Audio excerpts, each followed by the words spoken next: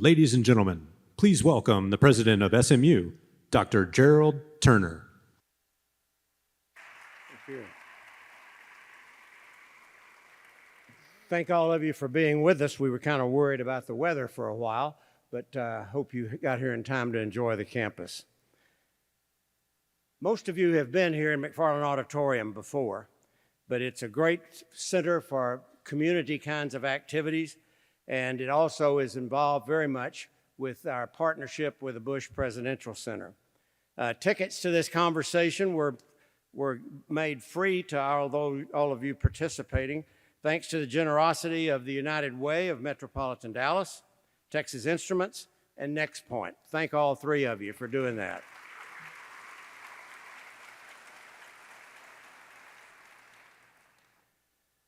The Bush Center has been on our campus now 12 years. It's hard to believe, but it's 12 years.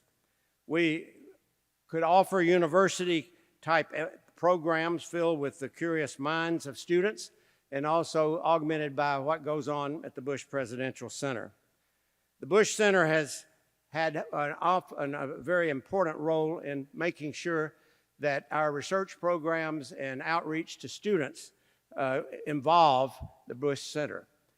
We have students who are involved in workshops and involved in all kinds of things at the Bush Center. We have set it up to where the Bush Center can take care of any size audience up to about 10,000. And we do the 10,000 through Moody and do the 2,800 here. And then we share in some of the resources of the Bush Center with our students and faculty and staff. So it's a great partnership. And we're very pleased that when we started on this many years ago, when President Bush was elected, that it came out that we are, in fact, the recipient of it. It's been a great addition to our campus and one that we cherish and, as mentioned in the video, that we're very proud of. One of the things that we know that in partnerships with so many community activities and community organizations that we share sponsors too. And part of that is with Texas Instruments, who's long supported SMU as we have strived to be home to problem solving and innovation. Texas Instruments set the gold standard here in Dallas for innovation. The semiconductor revolution started right up Central Expressway from here. And they're committed to educating the next generation of brilliant minds, and thankfully many of those brilliant minds are SMU grads.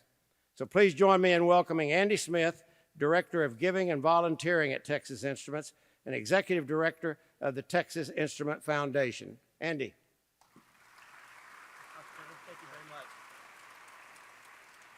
Thank you, Dr. Turner. And as a proud Mustang, I have to say thank you for all you've done for your presidency at SMU. We're going to miss you, but we really appreciate all that you've done. It's a really, yes, let's give him a round of applause. And it is a pleasure to be here with you tonight. Texas Instruments is honored to partner with SMU, the Bush Center, NexPoint, and United Way of Metropolitan Dallas to support this event promoting understanding. And Jennifer Sampson, I don't know where you are, but you're out there somewhere tonight. Congratulations to you and your team at United Way of Metropolitan Dallas on your centennial anniversary. TI has been a partner with you for more than half of your 100 years. And we look forward to the next 100 and working with you. And I just am amazed at the impact that y'all have made on Dallas, and I cannot imagine Dallas without you. Oh, TI certainly recognizes the value of difficult and civil conversations to create and facilitate change. In fact, J. Eric Johnson, who is one of TI's founders, demonstrated the importance of difficult conversations even in inopportune moments. In the aftermath of President John F. Kennedy's assassination, Mr. Johnson became mayor of Dallas and led our city through a number of difficult conversations to rebuild our city's image, boost morale, and bring more businesses. These difficult conversations remain especially crucial today. In my role, I frequently engage in candid conversations with TI's nonprofit partners to better understand community needs and the barriers preventing Dallas from being an exceptional place to live for all of our residents, then work collaboratively with them to address those challenges. Ultimately, these dialogues build trust and drive meaningful progress. In that same spirit, I'm excited for the unique exchange of insights that we'll hear tonight. It's now my pleasure to introduce our speakers. First, Emmanuel Acho, athlete, author, social media star, and Dallas native. And second, Ken Hersh, President and CEO of the George W. Bush Presidential Center, and also my neighbor. Please help me welcome Emmanuel and Ken to the stage.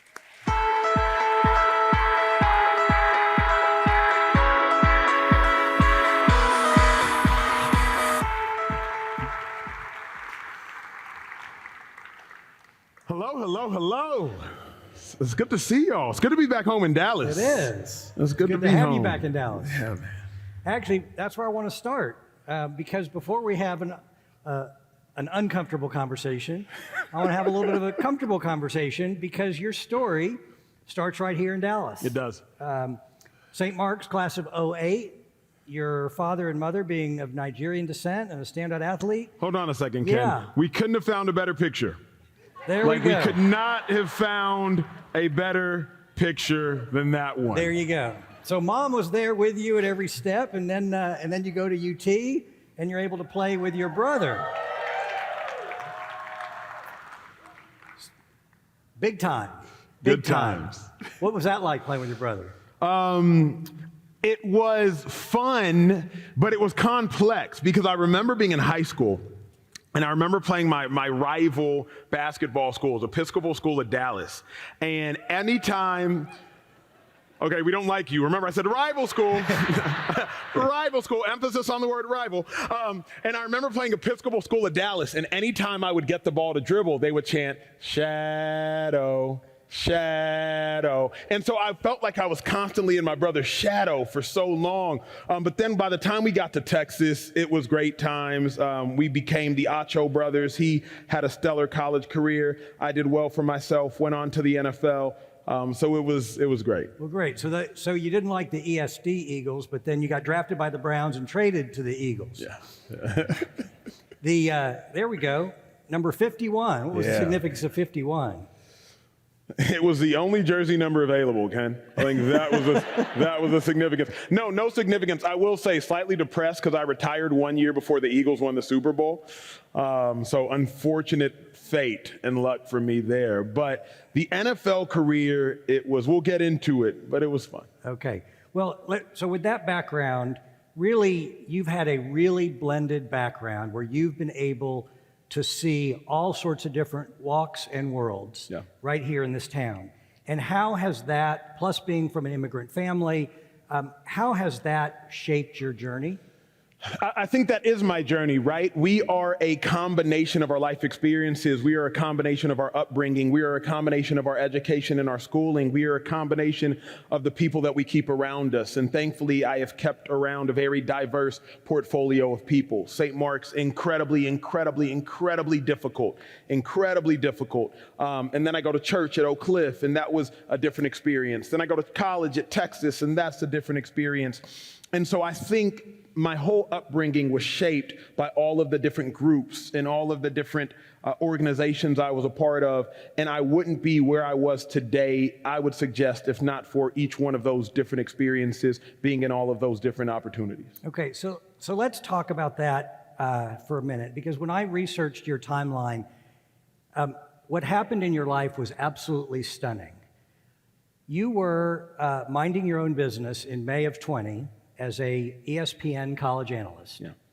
And on May 25th of 2020, these dates, May 25th, George Floyd was murdered. A week later, you film a podcast alone, a 9.5-minute podcast, got 20 some odd million views. A week after that, you announce you're leaving ESPN to go to Fox Sports. You post a podcast with Matthew McConaughey. A week later, 5 months later, you publish a New York Times bestseller endorsed by Oprah. 5 months later, and 2 months after that, you're awarded an Emmy. And a month and a half later, you're hosting The Bachelor after the Final Rose episode.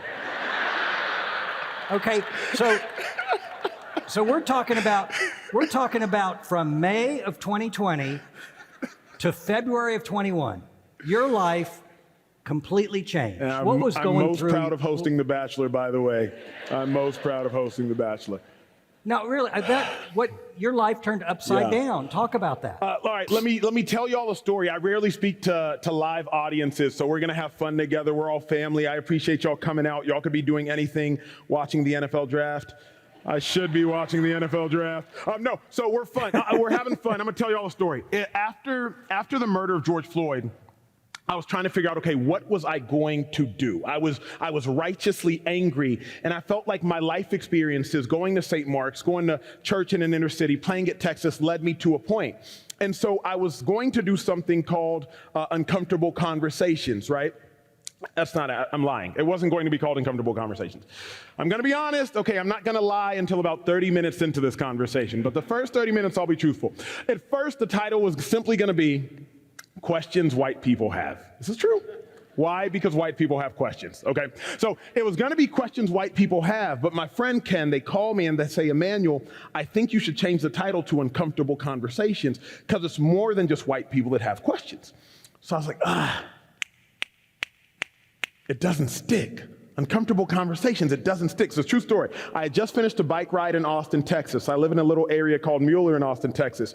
I walk inside my house. I walk by a mirror. I look to the right. I walk back by the mirror. I look to the left. I was like, wait a second. You're a black man. Uncomfortable Conversations with a black man. So that's how the title became Uncomfortable Conversations with a Black Man. I go into the studio space. I was supposed to record the first episode with a dear friend of mine. She drove from Dallas to Austin. We were supposed to sit down and have a conversation. Remember, audience, uncomfortable conversations with a black man, not uncomfortable monologue with a black man. But the reason I'm in the first episode by myself is because at the last second, my friend had a change of heart. I record the first episode by myself. It gets 25 million views in 5 days. I get a call 5 days later. I'm sitting in my living room. It's a no-caller ID number. I pick it up. Acho, McConaughey speaking. I want to have a conversation. I was like, McConaughey? Like Matthew McConaughey? Ken, my voice gets high when I talk to famous people. McConaughey? Like Matthew McConaughey? He said, I want to have a conversation. I say, cool. Let's do it in 4 days. I didn't think I could follow up a 25 million viewed episode. So I do that episode. Oh, no, that's not what happens. McConaughey responds. He says, how about tomorrow? So we do the next episode. This episode you're seeing here with Matthew McConaughey the next day. Secret. You see us in an all-white room. That's the premise of Uncomfortable Conversations. It was not shot in an all-white room, just telling you all this. When McConaughey says he wants to do it tomorrow, I call the owner of the studio. True story. Owner's like, Emmanuel, great, we can shoot tomorrow, only one problem. I say, problem? What's the problem? They say, the studio is all blue. It takes 24 hours to paint. It takes 24 hours to dry. I say, I'm not telling McConaughey this. So what we do is we take a white sheet of paper, we roll it down behind us, and we cheat the camera so it looks like we're in an all-white room. McConaughey and I, we do the next episode. 5 days later, I get another call, no caller ID number. Now, quick aside, audience. I pick up no caller ID numbers, it works for me. I do not suggest you all pick up no caller ID numbers. Just quick aside. I pick up this no caller ID number 5 days later after McConaughey. Hi, Emmanuel, Oprah Winfrey speaking. I say, Oprah? Like Oprah? Remember, Ken, my voice gets high when I talk to famous people. I see that. Oprah? She said, Emmanuel, do you have time to FaceTime later today? I said, do I have time to FaceTime? Do you have time to FaceTime? I hop on a FaceTime call with Oprah, and she simply asked me one question. She said, Emmanuel, what is your intention? I said, Oprah, my intention is to change the world. I truly believe I can. I'm currently working on writing a book. She said, books? I love books.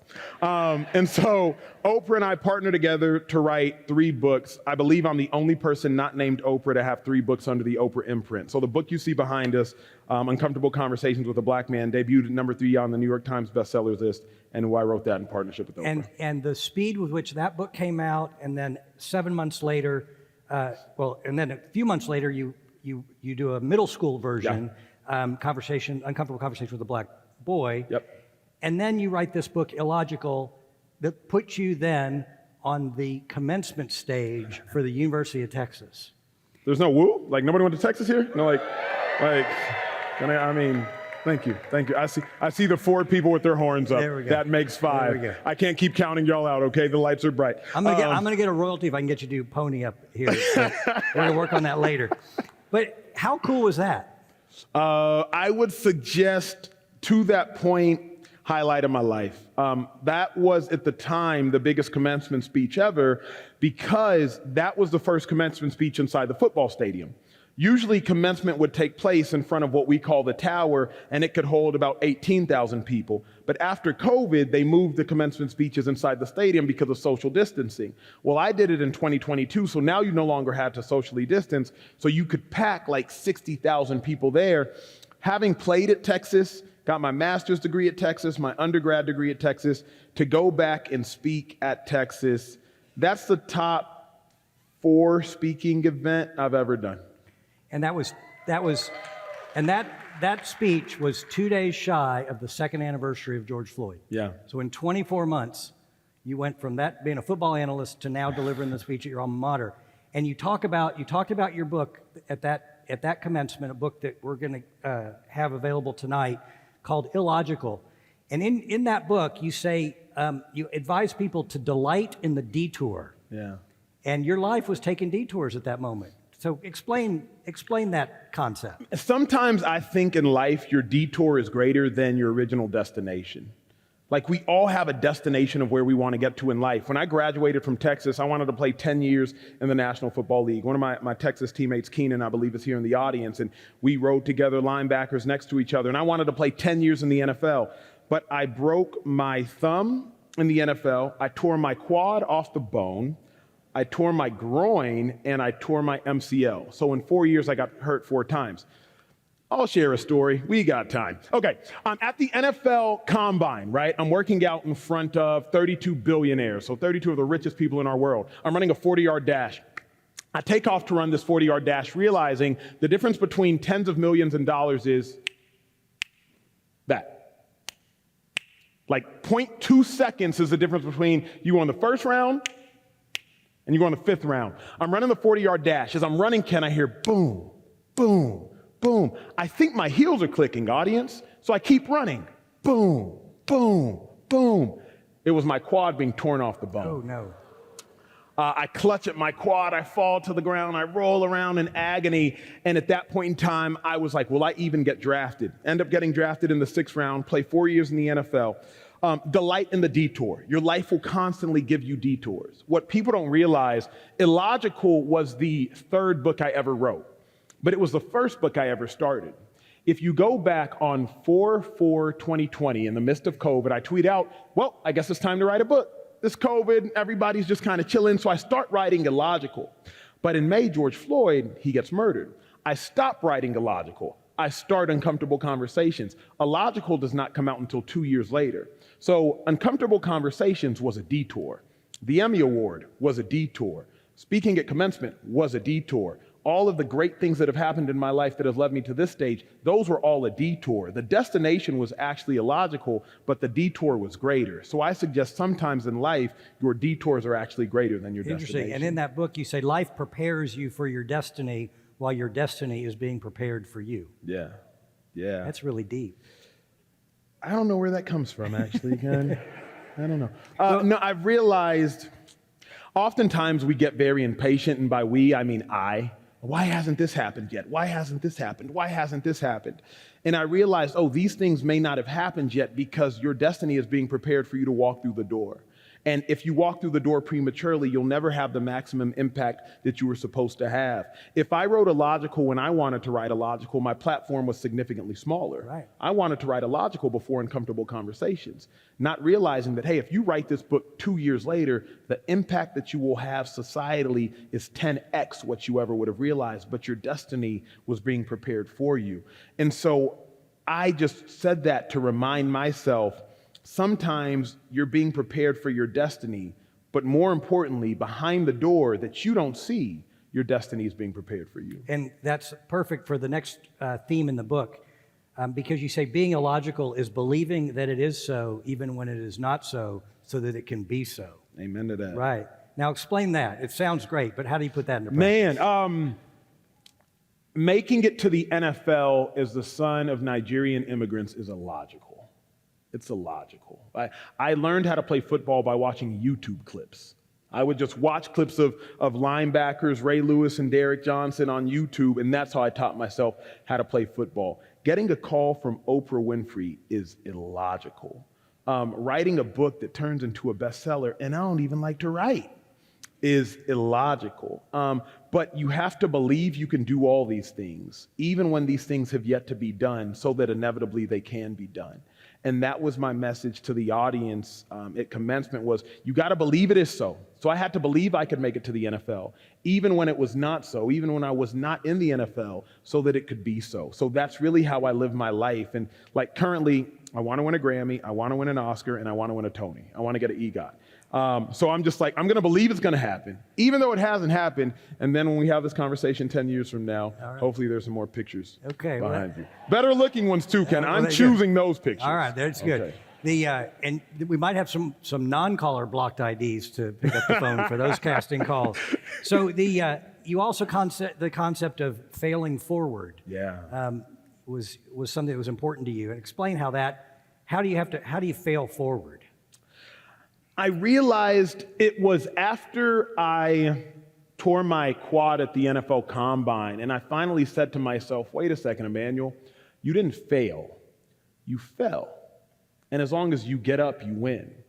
Oftentimes I was thinking, gosh, you failed at this. My brother, we went to St. Mark's, he went to Texas, y'all saw the pictures. So he got drafted, pick 104 by the Arizona Cardinals, right?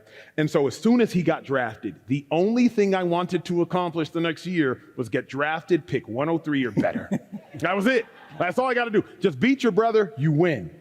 The second I tore my quad at the NFL Combine, I was like, this is not going to happen. Literally at the NFL Combine, I fell. And so I had to recalibrate my mind, like, wait a second, Acho, you didn't fail, you fell. And as long as you get up, you win. The winning is in getting up. If you can understand that in life, you didn't necessarily fail, you just fell down. Get up, keep going, get up, keep going. And what people don't realize often, especially when I'm on a stage like this, that's why I like to brag about my failures, I have failed a lot. People just see the books and they see the Emmys and they see this and that.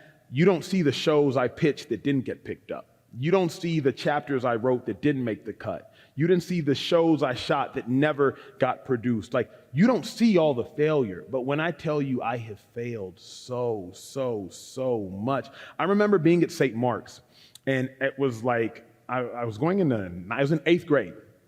I won't say my teacher's name, Douglas Rummel. I was in 8th grade, and I had to get a C on the test just to make it to 9th grade. I was just trying to stay afloat because I was so young for my grade that I didn't want to repeat though, because then I'm embarrassed. And I was like, dude, no, you didn't fail. You didn't fail. You were just falling, but just keep getting up. Keep going, keep going. I did graduate. Okay, everybody relax. I graduated from St. Mark's. I have a degree. Okay, we're fine. We're fine. We like that. Now, so what you did do was find your thing. Now, Oprah said that you have a thing. Did she really say you have a thing? Does Oprah, are those words Oprah used? Man, you know what's great? I forget so much of the things that have happened. So I smile sometimes during this conversation. I'm like, that really happened to me. Story time. I was shooting an episode of Uncomfortable Conversations with Oprah. Oprah had launched a TV show for Apple TV called The Oprah Conversation. So Uncomfortable Conversations was going to meet The Oprah Conversation. She called me. She said, hey, Emmanuel, I want to do something together with you. I said, okay, great. It's during COVID, so Oprah was going to be on a big TV, like a 60-inch monitor, and there were going to be 9 auto-populated iPads. Different faces would pop up. They would ask a question. Oprah would take the question. She would ask it to me. I would answer. Another person populates, ask a question. Oprah takes the question, asks it to me. I answer. We go on for about 2 hours. I think it's still out there. You can watch it on the Oprah Conversation on Apple TV. After the conversation, I go into my dressing room. I'm like, oh, that was great. Just finished talking to Oprah. It was great. Her executive producer walks in. She says, hey, Emmanuel, great job. Only one problem. I said, what's the problem? She said, Oprah just called you. You missed it. I said, oops. I pick up my phone. I call Oprah back. She says, I'll never forget it. I'll never forget it. I have it in my phone to this day. She said, you have the thing, my friend. You have the thing. And coming from someone who had the thing and has the thing, you, my friend, you have the thing. Quote, direct quote. Now, mind y'all, I wasn't used to talking to Oprah, so I'm just gonna talk. I say, wait a second, what is the thing? She said, you have a unique ability to deliver hard truths to different individuals and they're still willing to hear it. And so I realized in that moment, I had the thing. Everybody has the thing. It's just, what is your thing? I tell people all the time, find your thing, work on your thing, and use your thing. It's one thing to have it. And what is the thing? The thing is just a natural ability that you probably excel at that other people's don't. Everybody has the thing. Some people's thing is more glorified in the culture than others, right? But everybody has the thing. But not only was I, by the grace of God, able to find it, then you got to work at it. You got to work at it tirelessly. And then once you find it, you have to develop it. Once you develop it, you have to use it. But everybody has it. And one of your things is your authenticity, your ability to be honest and vulnerable and connect. And how do you balance that authenticity and vulnerability, and then kind of protecting yourself in that process? That's a really good question. I believe that you can impress people with your success, but you can impact people with your scars. And I try to choose to impact people. And so I will sacrifice protecting myself for the sake of mass impact. And that might look like sitting and having the uncomfortable conversation. That might look like sharing your failure. That might look like basking in your shortcoming. Impressing someone is easy. I can impress you with a trophy, but impacting someone is much more difficult. And you're much more relatable when you lead with your failures because everybody's failed. People just usually fail in private. I don't mind failing publicly. So that's kind of the motto I often live by, and I heard it before. I can impress you with my success, but I can impact you by sharing my scars. So I'll share the scar. So we found a moment where you really did expose your vulnerability on the shoot of your show at the end of last year for Second Chance Stage, where one of the judges on the show, Martina McBride, had a song called Independence Day that really moved you. And I want to show a little clip of your vulnerability. Oh, is it cool if we just have some fun tonight? Lord. What? Is that cool? Is that cool? What? I'm not really sure how this works. Yeah. What? Let freedom ring. Oh, jeez. Let the white dove sing. Let the whole world know that today is a day of reckoning. You better sing. Let the weak be strong.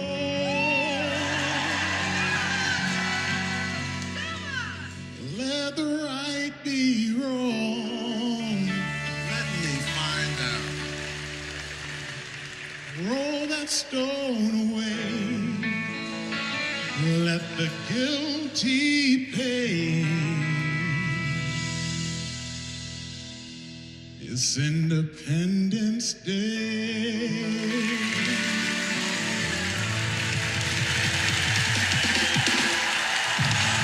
This entire season was filmed over a 14-day period.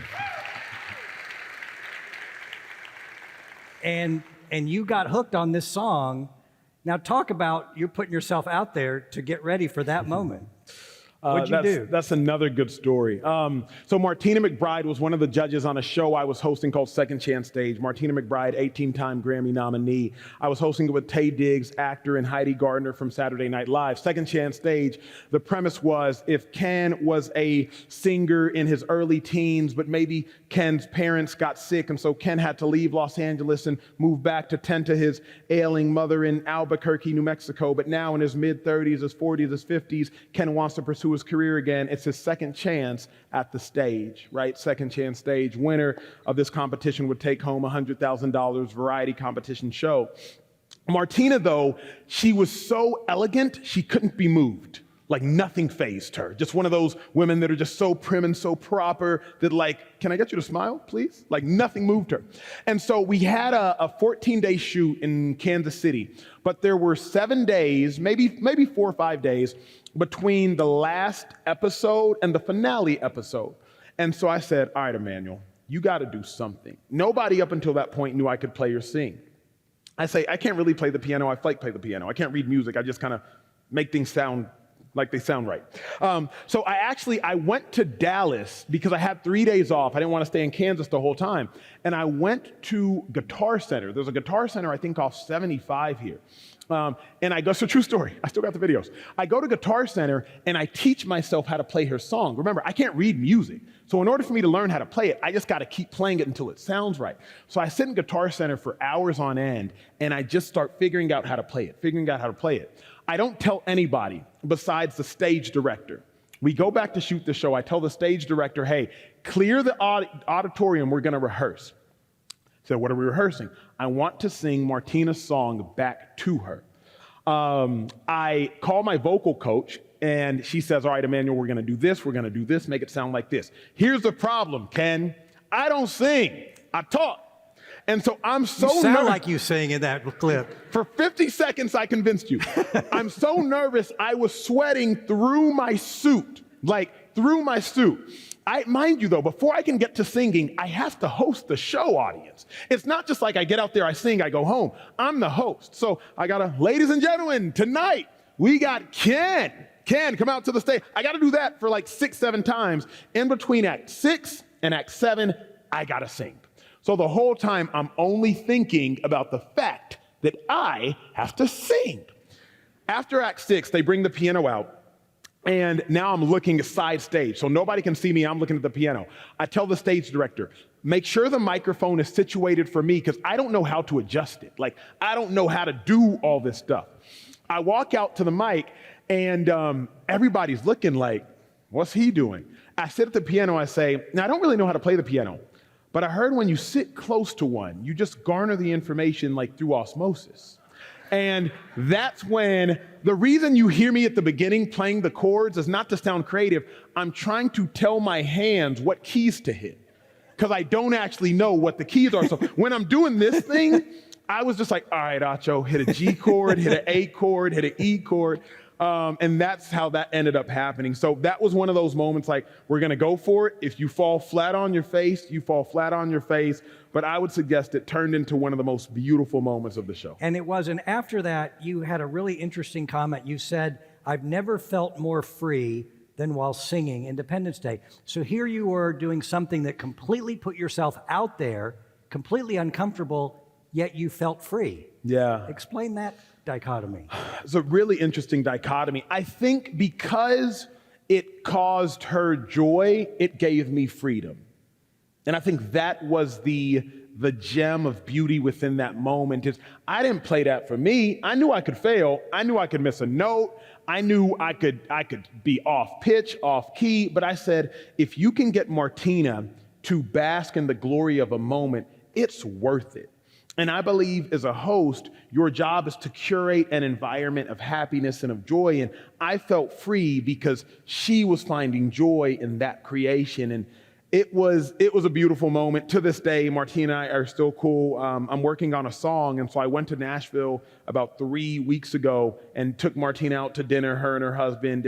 And relationships and bonds or friendships are curated through moments like that. And you're not just cozying up to her so you can be a background singer to get a Grammy with her, are you? No, never you had that. to check that off? Never that. All right. Now, you said in one of your books, you said your career is what you're paid for, but your calling is what you're made for. And you also said your calling is your calling. It's not a conference call. When you think about your journey, how defined is it? Sounds like it's just my journey completely undefined. I do not define the steps I want to walk in. I just look up and see where God leads me, and I walk in that direction. I'm open. The reason I said your career is what you're paid for and your calling is what you're made for is because I believe uncomfortable conversations was my calling. I never wanted it to be my career. I didn't want to talk about race. Like, that's not fun. Let's wake up today and talk about race. No, it was my calling. And I read a quote: if you have the ability to do something, and you can do it for the greater good of society, and you can do it better than those around you, you would be morally irresponsible not to do it. I'm going to say that again because I think that applies to many people in here. If you have the ability to do something, and it's for the greater good of society, and you can do it better than those around you, you would be morally irresponsible not to do it. I felt like I would have been morally irresponsible not to do uncomfortable conversations. The reason I said your calling is not a conference call. Before I ever did uncomfortable conversations, another true story, I'm walking into the studio. My phone vibrates in my left hand. I'm opening the door with my right. My dear friend had texted me, "Hey, Emmanuel, I don't think this uncomfortable conversation thing is a good idea. I don't think you should do it." I said, "I'm just going to go the way God leads. If you have a better idea, let me know." I put it away. My calling was uncomfortable conversations. It wasn't theirs. Your calling on your life is yours. So if you feel the need to become an entrepreneur and leave that occupation, or get into that relationship, leave that school, get into that school, leave that business, get into that business, it's your calling. Nobody else was called. It wasn't a conference call. So you can't let somebody who didn't hear what you heard dictate how you move because they didn't hear what you heard. That's why I suggest your calling is your calling. It's not a conference call. That's great. That's great. So that leads me to a concept that you talk about. I read both of the books, The Conversation with a Black Man and Uncomfortable Conversation with a Jew. And in both of those books, you talk about allyship, which is actually getting people on your team, right? That wouldn't naturally think about being on your team. Yeah. And you talk about the difference between true allyship and optical allyship. So how do you do that? If we're supposed to be focused on our calling, Yeah. right? Now you want me to jump into your wagon so that I can be part of that where the allyship is so important. How do we accomplish that? Well, first, what in the world is allyship, right? I tell people all the time, I have yet to be on one march. I've never gone on a march. I've never painted a sign. Instead of going outside, I went inside. I went into a studio. What is allyship? I'll define it in story form. After the first episode of Uncomfortable Conversations that I shot, like Ken said, it was 9 minutes or so. Before I ever released it, I wanted to put music behind it. If any of y'all have been to any sort of church or some sort of forms of worship, anytime you put subtle music behind something, it gets a lot more impactful. And so I wanted to put music behind it, but where in the world was I going to find emotional music? So here's what I did. Do not tell on me. This is a private space and it's safe. What I did was this. I stole music from the internet. Now listen, people. I didn't think I was stealing it because I could find it. If I can find it, it's not stealing it. So I stole music from the internet and I put it behind my YouTube video, the first episode of Uncomfortable Conversations. Ends up getting seen by how many people? The problem, after I posted it, YouTube put up a big red X and it said copyright error, sound infringement. Again, how am I infringing it? It was there for the taking. So after that first episode, I reached out to one of my news director friends in Austin, and I said, "Hey, I need music to put behind future episodes." He sent me a complete catalog of music I could put behind Uncomfortable Conversations. What is allyship? Find a need and fill it. Just find a need and fill it. I didn't ask my friend to paint a sign for me. I didn't find a need. For me, it was a need. For someone else, allyship, it might be marching with them. It might be helping paint a sign for them. It might be speaking on their behalf. It might be babysitting their kids while they go do X, Y, or Z. Find a need and fill it. When I did Uncomfortable Conversations, I financed it all myself. The white studio space, I'm renting the studio. The videographers, I'm paying for the videographers. So I financed it all myself before Oprah came involved. When I was shooting the first episode, the owner of the theater, true story, she overheard my conversation and rehearsing it. And she said, "Hey, Emmanuel, can I talk to you for a moment?" I said, "Of course." She said, "Emmanuel, I love what you're standing for. As long as you're using this studio for Uncomfortable Conversations, you can use it for free." That's allyship. Find a need and fill it. They, at that point in time, the person who gave me the music, the person who lent me her studio space, had no idea the episodes would be seen by 100 million people collectively by now, had no idea an Emmy would happen, had no idea 300,000 people would buy a book. They were just being allies. So how can you be an ally while simultaneously moving towards your calling? Find a need in society. and fill that need. And you've also said that justice will not be served until those that are unaffected are as outraged as those that are affected. Now, technically, I didn't say that. Martin Luther King said that. I just quoted it. Well, you quoted it. You're right. I quoted it. I quoted it because that might be one of the greatest words uttered. So often we want to fight for justice, but we can't fight for justice for ourselves. The only way that justice is served is if I, Emmanuel, am unaffected, but Ken is affected and I fight with and for him. If Ken is unaffected, I am affected and he fights with and for me. Justice won't be served, I don't believe, until those that are unaffected are as outraged as those that are affected. And sometimes you have to, you can clap for that. And sometimes, Ken, in order to be affected, sometimes you have to get proximal to somebody, feel their pain. What's making you cry? What's making you hurt? What's making your heart break? There were so many issues that were occurring over the last 4, 5, and 6 years, not even necessarily race-related, gender-related, sex-related, country-related, all these things. And in order for justice to be served, those that are unaffected have to find a way to be as outraged as those that are affected. And you say we need to sit with the discomfort, right? Yeah. People need, and if we can invent it, we can uninvent it.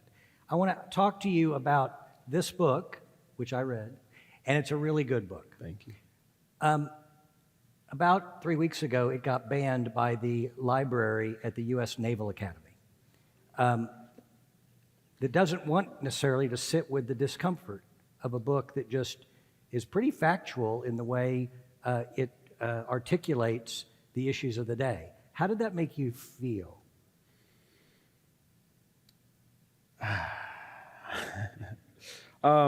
Sad.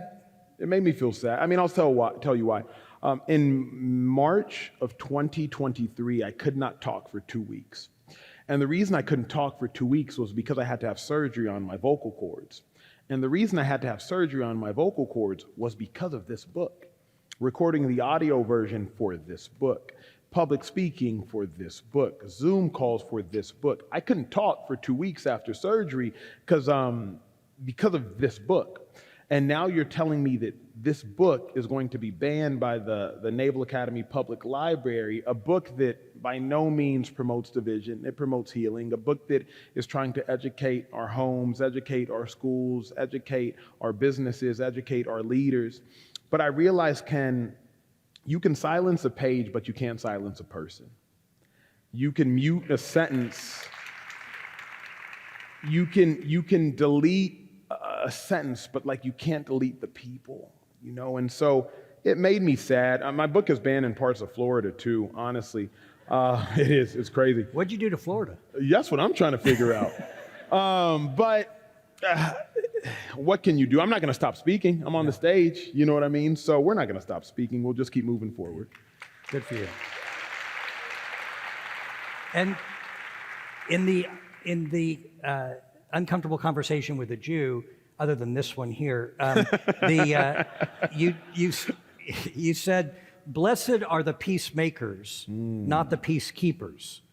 The peacemakers. In order to make peace, you have to go out and find the war, which I thought was interesting. Because are you saying we got to get out there, and put yourself out there to really see what's going on? Does that mean getting into the protest, getting into that empathetic situation with your community? For clarity, again, the first half of that, I didn't say it, Jesus said it, but I did quote it. I did quote it. You're right. It was your favorite scripture quote. You are right. The other half I did say, okay? And don't be mad at me, God. Those are my words, okay? You just kind of gave them to me. You did attribute it. Unlike the music that you stole off the internet, that one you attributed. I think one of the biggest dilemmas in society is that we misinterpreted, you could suggest it's that verse, or we misinterpreted that saying. We think it says, "Blessed are the peacekeepers," but it says, "Blessed are the peacemakers." And that small difference has major implications in society. In order to keep the peace, you can just ignore something. In order to keep the peace, you can just turn your closed eyes to something. But in order to make peace, you have to find the hurting. You have to find the brokenhearted. You have to find the distressed. You have to find the oppressed. You have to find the depressed. And you have to make peace. And in order to do that, you have to go find war. And so keeping peace and making peace are two vastly different things. And that's why I suggest, but it's not blessed are the person who keeps the peace, but blessed is the person who makes the peace. But how do I make peace? I got to go find who's hurting and help them out. And so that's my suggestion in that book, is like find the hurting and heal. Okay, and so you have a unique perspective. That is awesome, because in your perspective, with both the uncomfortable conversations with a black man and a Jew, what was the most surprising common ground that you've discovered in both of those situations, the difficulties from the black perspective and the Jewish perspective? Great question. Great question. You can be well-intended and poorly executed. I'll start by telling on myself, then I'll share a story that actually has to do with somebody in the audience. Oh, one of my favorite stories, so educational. Let me tell on myself first. I was interviewing a chief disability officer for a Fortune 500 company. If I said the company, y'all would all know the name. And the person was deaf. And in preparing for this interview, Ken, true story, I was like, okay, Emmanuel, you're good with your words. Let's introduce her. Please allow me to introduce you to the hearing different. No, that's not gonna work. That's not gonna work. Please allow me to introduce you to the hearing unique. Because I didn't want to say deaf. I don't know. For some reason, I didn't want to say deaf. And after I introduced her, I forget what I ultimately said. She said, Emmanuel, your introduction made me cringe. I said, why? She said, because you only focused on the dis and not the ability, and the word disability. I was trying to be kind. I was trying to be helpful. I was well-intended. I was poorly executed. I feel like oftentimes those that are trying to be allies, whether men are trying to be allies to women, whatever the case may be, whether it's the white community trying to be allies to the black community, a non-Jewish community trying to be allies to the Jewish community, you're well-intended, you're poorly executed. I'm going to share this story. One of my close friends, they're in the audience. Their daughter, at the time, like young, maybe 2 years old, beautiful black baby girl. And we were having a cookout in one of my dear friend's house, my dear white friend's house. It was a true story.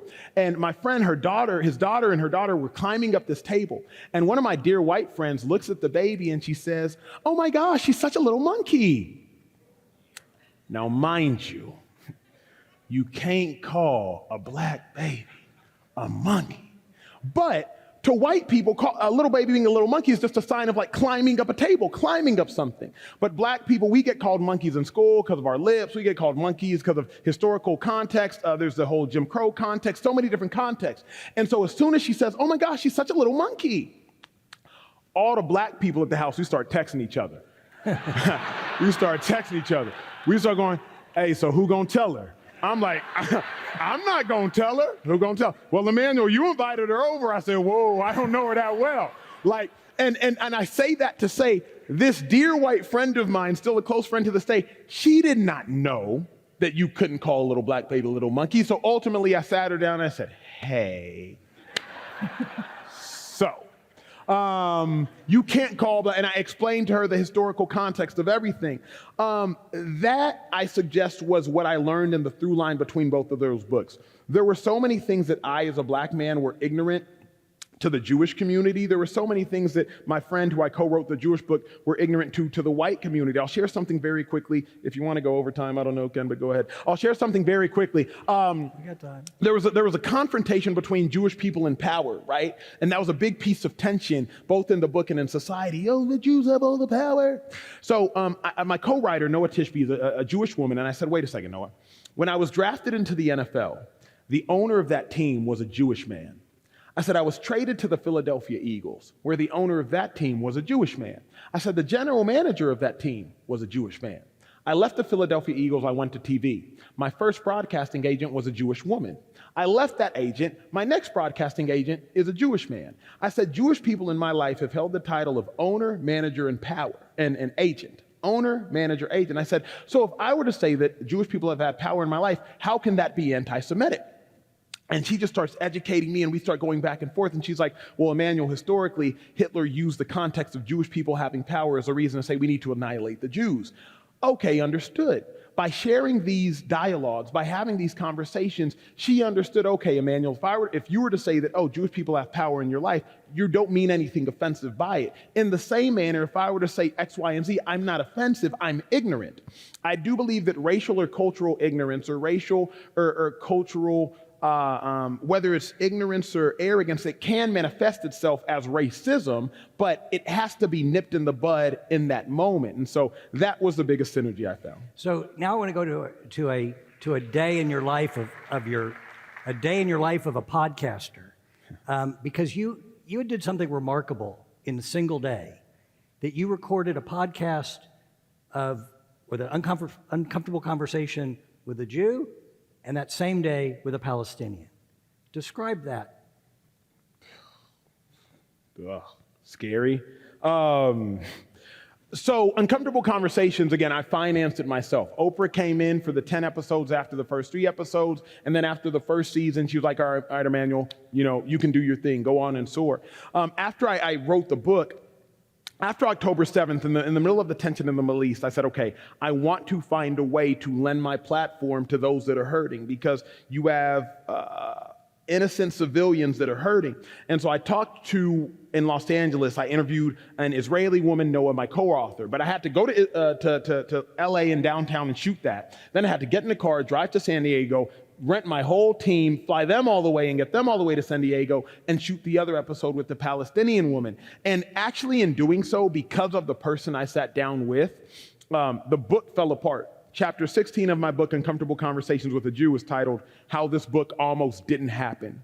Because me and my co-author, we got into such a vehement disagreement, a sharp disagreement, that the book fell apart and we didn't talk for a month. The reason I share that transparently is realizing you can disagree, take a moment, step away, but so long as level-headed individuals can come back together for the greater good, you can still make change. You don't have to agree with everyone on every single thing. To this day, Uncomfortable Conversations with a Jew is me pushing back and having a difficult dialogue. But we came together for the greater good of the conversation, and that was a number 3 New York Times bestseller. I don't say that to say where it fell on the list. I say that to say the impact it had in society. You're allowed to disagree with individuals on things. You do not have to agree on everything, but find common ground, find the common good, and speak to that and meet to that. And was it different being the person asking the questions?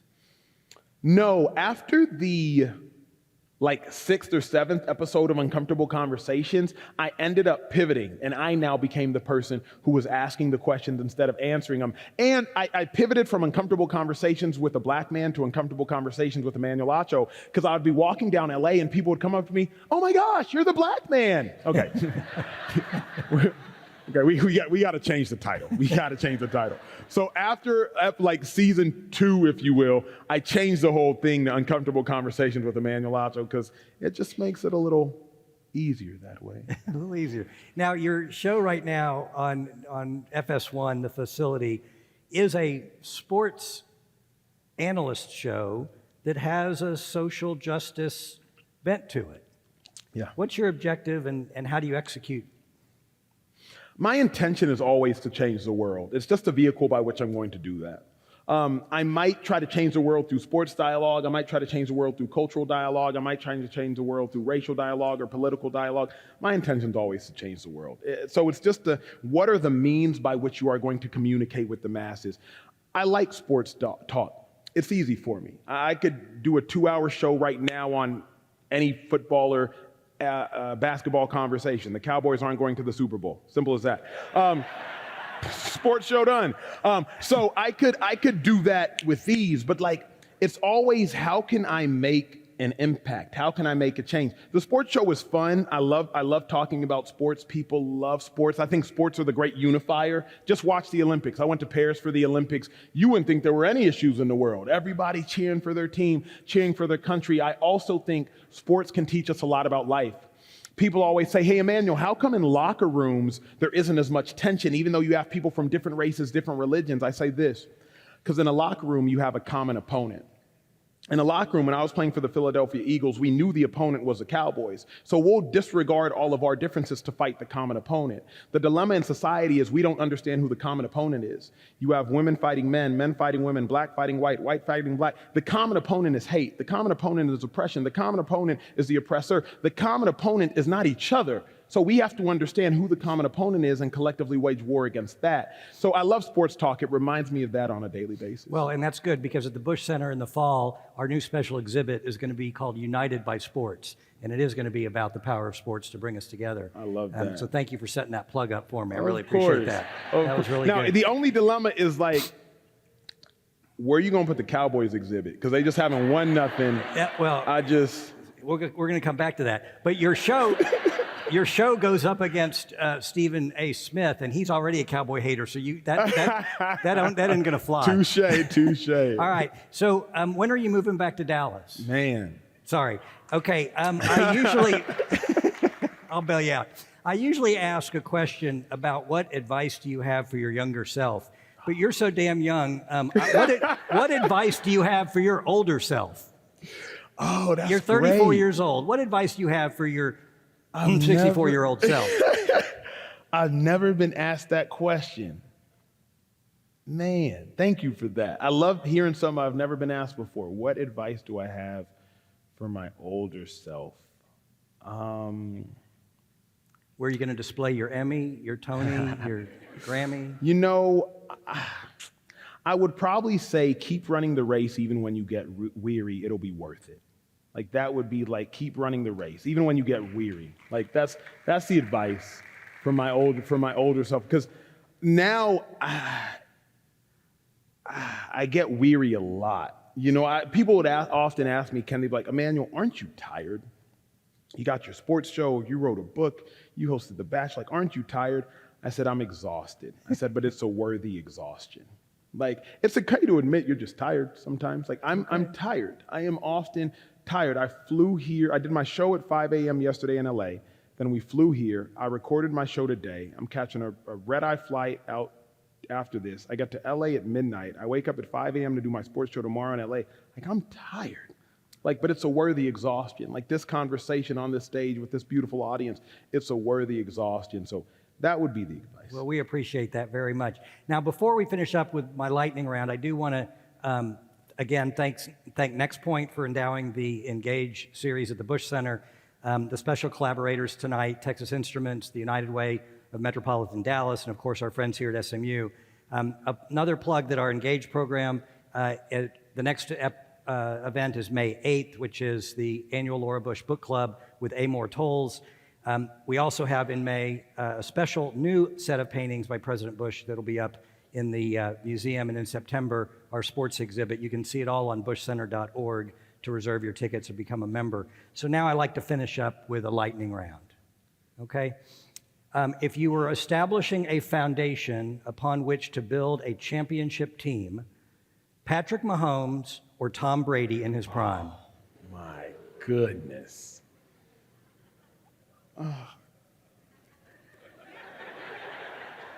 I'll say Brady. Okay, Anthony Davis or Luka? Oh, sorry, too soon. Too soon? I cried tears from LA. Okay. all From right, when pass. that happened. All right. That was probably too soon. All right. Longhorns, first and goal from the 1 late in the semifinal game, 4 QB sneaks or a pitch left. Really too soon? If I say what I want to say, too soon. Okay. Since you're an Eagles fan, should the tush push be legal or not legal? I do not like the play. I don't like the play. I don't like the play. I don't like the play. I don't like the play. Shout out to the Eagles for finding a loophole in it, but as a defender, I would hate to go up against. Oh my goodness. Okay. All right. Tell me something about yourself I can't find on Google. I love that question. That's because I stole it from you. My man. I love that question. What can't you find out? Unfortunately, you can find out a lot about me on Google. It's not all true, by the way. You can't find out about you on Google. You can't find out about on. I would suggest that the thing that makes me come alive is talking about my faith. I think that you can't find out. People know I'm a man of faith, but talking about my faith makes me come alive. My brother's a golden child. You can't find that out on Google. That's not Googleable. And That's okay.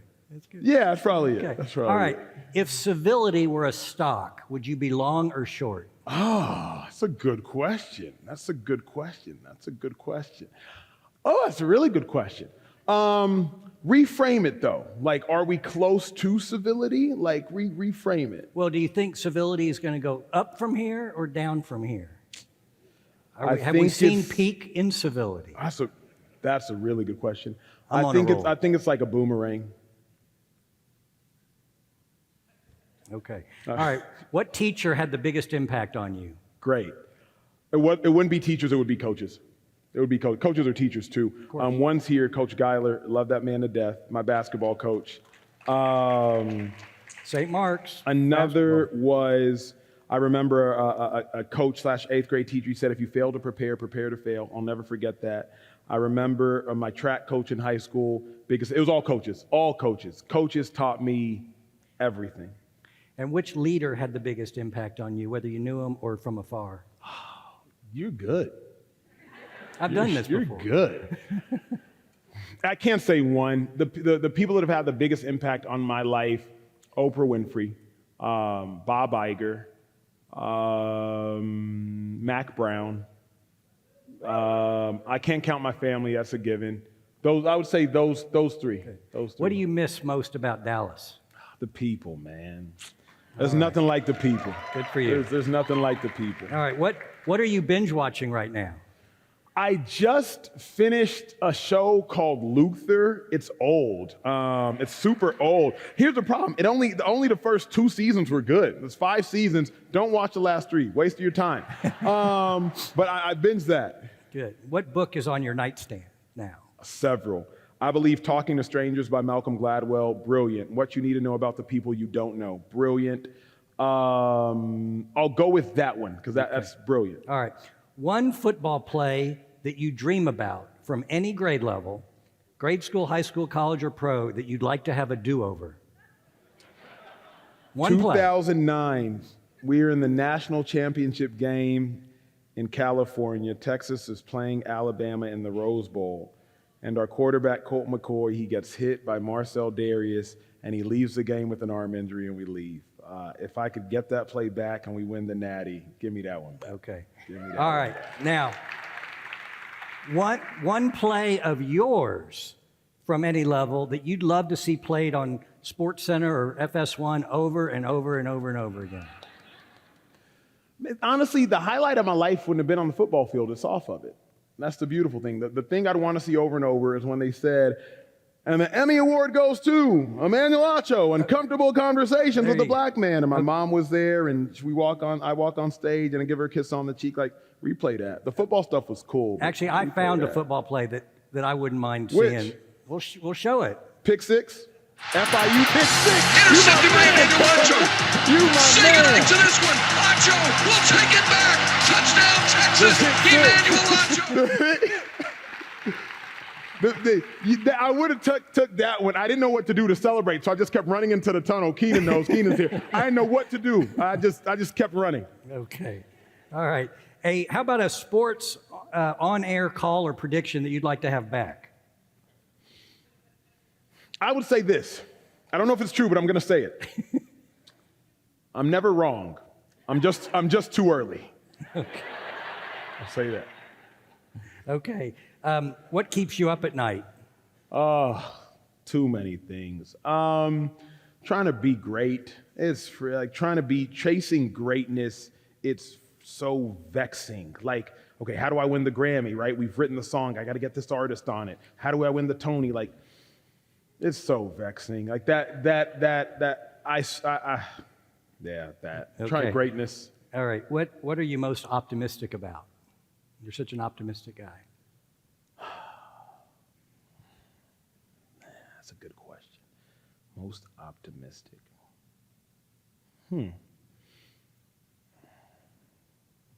Most optimistic about. We can skip. We can come No, back. don't skip it. Don't skip it. I'll get you an answer. I like to give real answers, though. I didn't just want to say something like to this. say something. I would say I'm most optimistic about the impact of my next book. That'll help a lot of people. Great. That'll help a lot of people. Great. And what issues should we be paying more attention to that we aren't paying enough attention to? I think it's always poverty. I think it's always poverty. Sometimes that breaks my heart, you know. And I'd say myself, like, because I live in Hollywood. Like, I got a house in the hills. Like, but am I doing enough? Are we doing enough? Could I be doing more? Could I be giving more? Could I be sacrificing more? I think we've become numb to it in society. So I think that, and then maybe a better answer, social media can be bad for your mental health. Like, it can be so bad for your mental health. It can be so bad. Like, so sometimes just make sure you log off and encourage your loved ones to log off. Pay attention to that. Pay attention to that. Great. And the theme of our day today was the American Promise, which was the theme of President Bush's first inaugural, about unity and overcoming adversity, responsibility, and service as a way to strengthen our democracy. How would you advise this crowd to apply those principles personally?